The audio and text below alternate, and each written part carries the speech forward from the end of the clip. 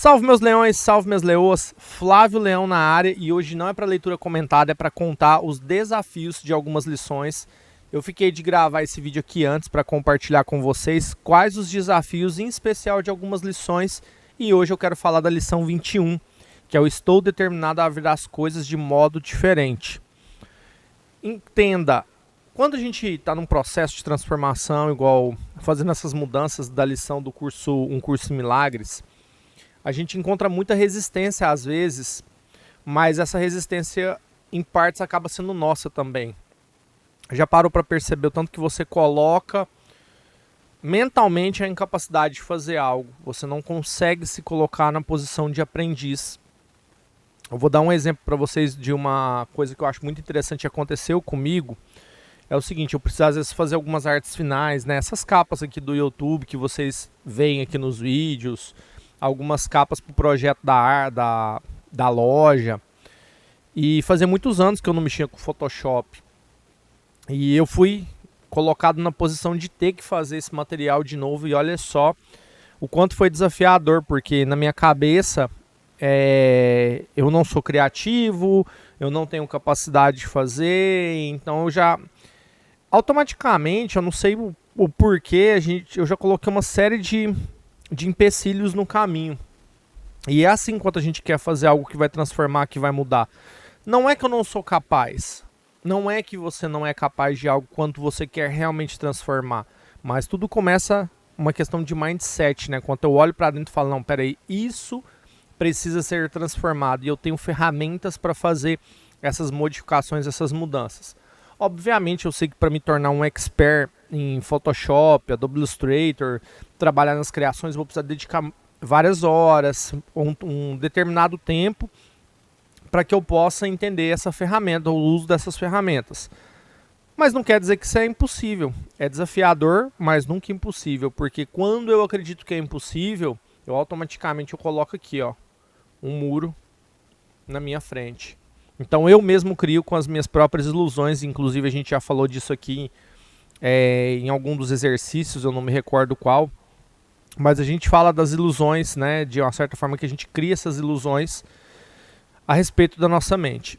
E o que eu quero trazer para você aqui, né, mas antes da gente começar eu quero pedir sua ajuda aí, lembrando, se você não é inscrito no canal, clica aqui embaixo, se inscreve, compartilha com aquela pessoa que faz sentido receber essa mensagem. Conta para nós aí, né, quais são os seus desafios também, as suas dificuldades, que hoje a gente vai falar de um desafio aqui que eu tô tendo, né, que é um desafio peculiar. Acredito que muitos compartilhem desse mesmo desafio, essa resistência em não ter condições às vezes de fazer determinada lição, ou de não ter a compreensão, ou colocarem de uma forma mais não tão clara os desafios que a gente tem. Então eu vou deixar aqui para você aqui embaixo, ó, são os comentários da lição 21, que é o tema desse vídeo de hoje aqui, dos meus desafios. Só para reprisar aqui, essa lição a gente falava assim, ó, eu estou determinado a ver as coisas de modo diferente. E lá ele deu o exemplo que ele fala assim, ó, ele fala que, para a gente puxar aqui, fazer um ponto de um momento que eu tive de raiva. E eu trouxe lá um exemplo, o Joãozinho, eu estou determinado a ver o Joãozinho de modo diferente, ponto. Estou determinado a ver o toco que o Joãozinho me deu de modo diferente. Olha só, né? Quando eu falei toco, eu falei de forma muito subjetiva. E até já mencionei isso aqui e conversei com a Luciana, ela falou, Flávio, olha só, como que às vezes a sua mente trabalha a seu desfavor em determinados momentos. Quando você não traz clareza para a sua comunicação, toco pode ser o quê? Né, o toco talvez muitas pessoas não vão saber. Toco é de um golpe, um cano, um prejuízo, pode ser um pedaço de árvore, ele me deu um toco. Pode ser que ele me deu um pedaço de árvore de pau, sei lá, o que foi. No futebol tem essa expressão também, toco, então tem em vários lugares. Então assim, eu não fui claro quanto eu tive que expressar os meus sentimentos, expressar o que estava dentro da minha mente. E ela vai fazer isso o tempo todo com você, vai fazer o tempo todo comigo. Porque é desconfortável para a mente se movimentar, principalmente quando tem hábitos instalados. E eu falei aqui há pouco, né, da questão comentei com vocês, da questão do Photoshop, que eu precisava aprender. Um outro desafio é parar de procrastinar. Então, às vezes eu tenho compreendido que eu não posso ficar demais mentalizando, eu não posso afirmar assim, eu sou um procrastinador. Quando eu bato também, se eu ficar batendo muito nessa tecla, parece que esse desafio vai ser redundante na minha vida e eu não vou conseguir libertar dele. Então eu começo a fazer perguntas diferentes. O que eu posso fazer para o meu dia ser o mais produtivo possível? Qual que é a minha tarefa de hoje? Não, eu tenho que pegar e, vamos supor, eu tenho que lavar a louça. Eu tomei o café aqui, né? Até dar um golinho aqui no meu café.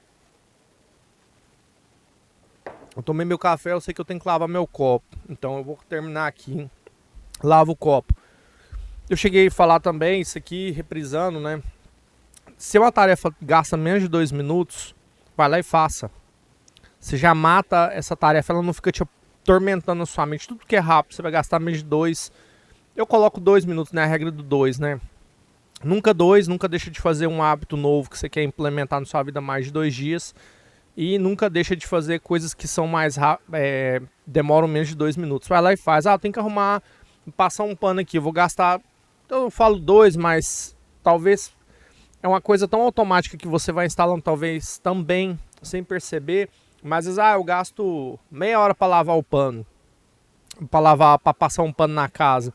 Eu vou lá, não necessariamente que eu tenho que ser 2 minutos, porque você já vai sentir esse incômodo tão grande, você vai começar a executar as tarefas.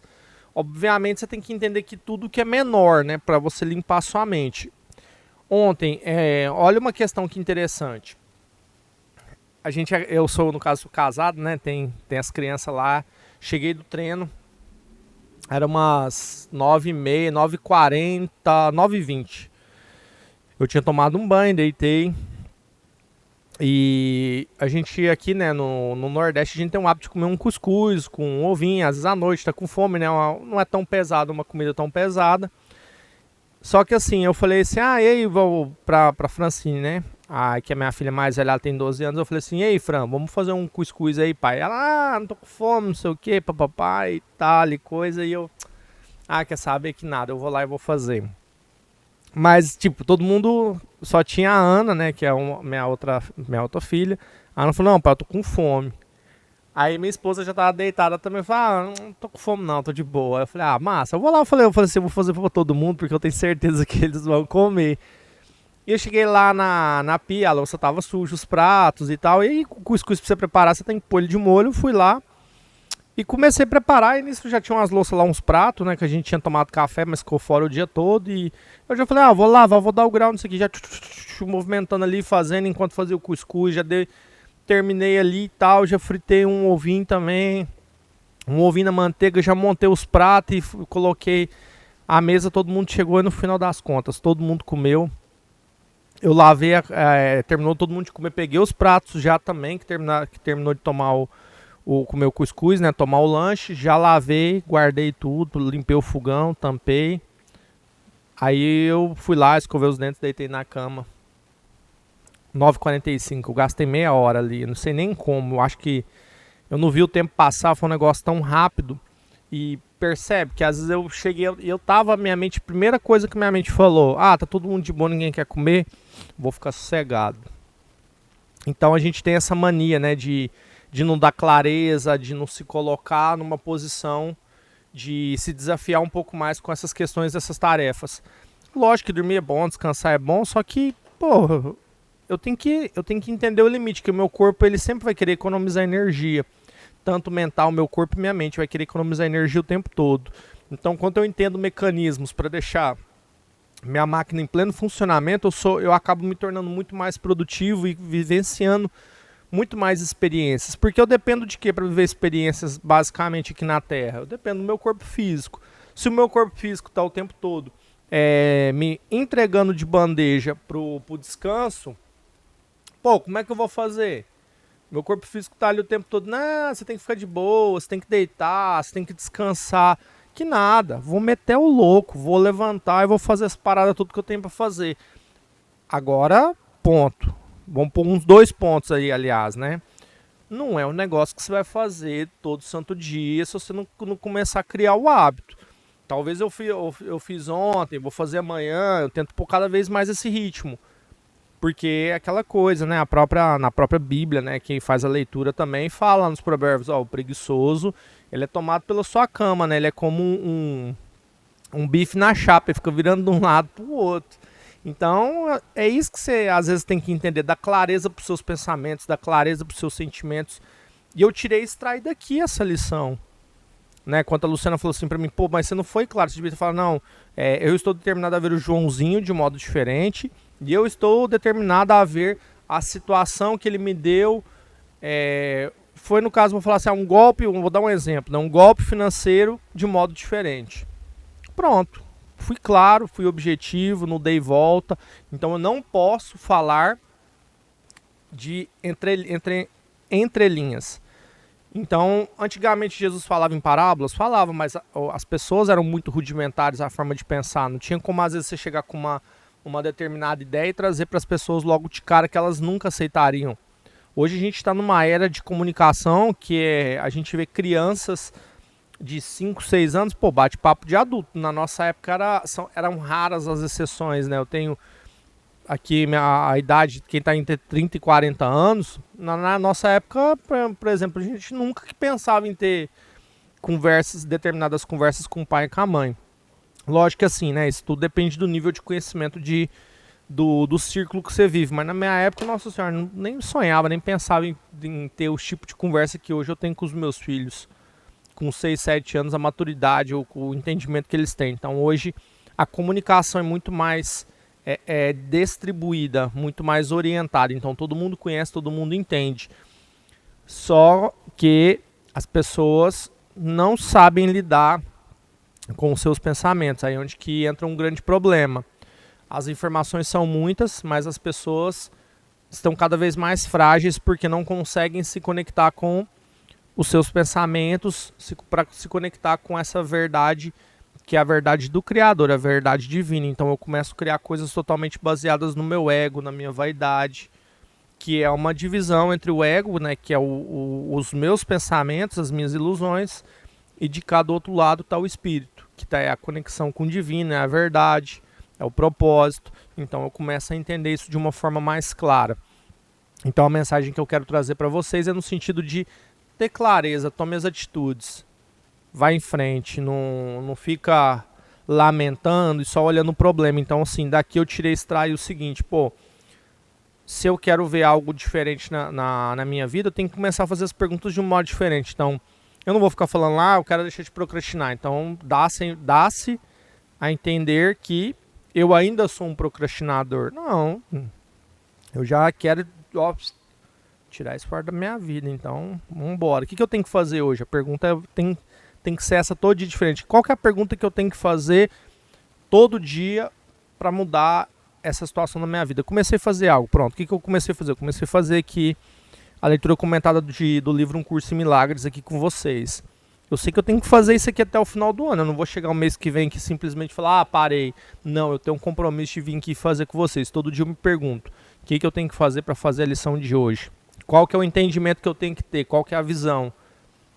Pode estar chovendo pedra, se às vezes eu não puder gravar aqui, né, na minha sala, no meu escritório, eu vou gravar em casa, eu vou estar com o livro, né, que eu já estou pegando o costume de andar com o livro de cima para baixo para ler e tiro o meu tempo aqui para mim fazer esse estudo, que é uma das fases que está sendo importante para mim, porque eu estou, até no começo do livro fala, né, isso aqui não é uma leitura obrigatória, né? Se eu não salvo engano, deixa eu até ver aqui que eu acho isso bem interessante comentar com vocês. Se eu não achar agora, eu vou lembrar depois.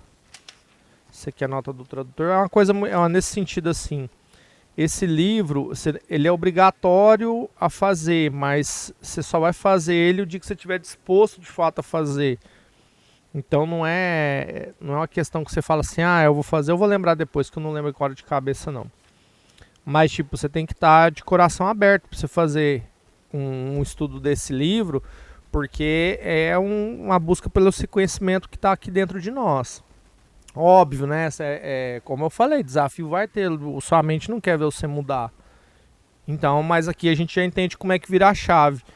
A lição, às vezes a lição de a gente começo a entender com essas lições qual que é o verdadeiro propósito, nosso verdadeiro interesse nas coisas, o significado dos meus pensamentos, que não significa nada, tudo que às vezes eu vejo não é o que eu vejo de fato. Então eu começo a entender um pouco mais das ilusões, das criações, da forma como eu vejo o mundo e assim por diante. É isso, né, minha família, meus leões e minhas leoas. Espero que tenha trago clareza aí, né, dessa dificuldade que eu tive. Eu quero me retratar com você se houve, né, um entendimento. Talvez você também não conseguiu pegar essa visão. Mas é normal, a primeira vez que eu tô fazendo, eu não vou acertar. Mas assim, tô tranquilo, tô em paz, porque se eu errar no meio do caminho aqui, tiver que vir cá falar alguma coisa com vocês, eu vou ter humildade de vir cá, porque eu estou me colocando na posição de aprendiz. E se eu tiver que fazer 10 vezes essa leitura, esse estudo, regravar esse material, vir abrangendo ainda mais esse conhecimento, sempre eu vou aprender uma coisa nova.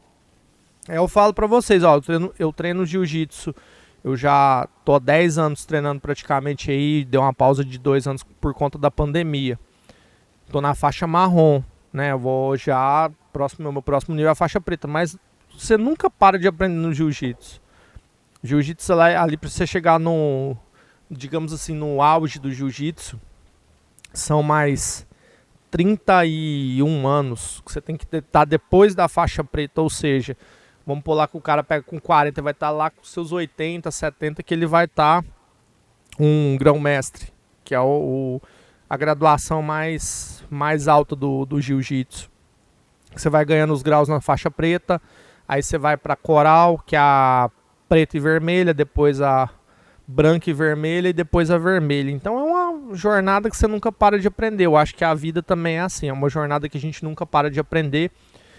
E a questão é você se colocar sempre como um aprendiz, especialmente no que diz com relação aos seus pensamentos. Então esteja sempre disposto a ver os seus pensamentos, entendê-los e ter aprendizados novos todos os dias. Fechou? Tamo junto, meus leões e minhas leoas, e tamo junto até depois do fim. Até mais.